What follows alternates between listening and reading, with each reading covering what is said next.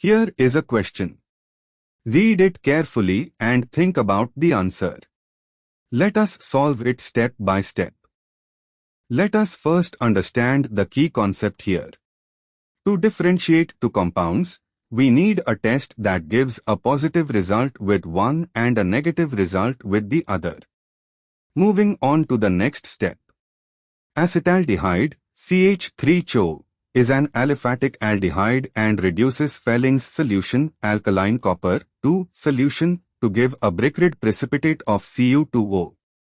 Benzaldehyde, C6H5ChO, is an aromatic aldehyde and does not reduce Felling's solution because the aromatic ring makes the carbonyl carbon less nucleophilic reactive toward this reagent.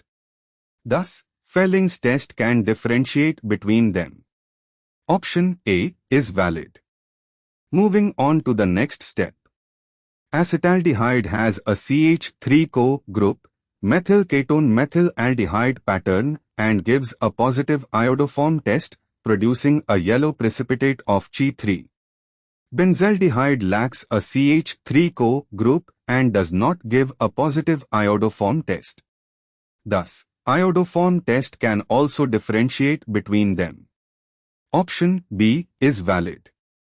And for the final step, both acetaldehyde and benzaldehyde give a positive Tollens test, silver mirror test, as both are aldehydes capable of reducing ammoniacal silver nitrate. Tollens reagent does not differentiate between them. Option C is invalid. Since both Felling test and iodoform test individually differentiate acetaldehyde from benzaldehyde, the correct answer is option D, both A and B. Therefore, the correct answer is D. Therefore, the correct answer is option D.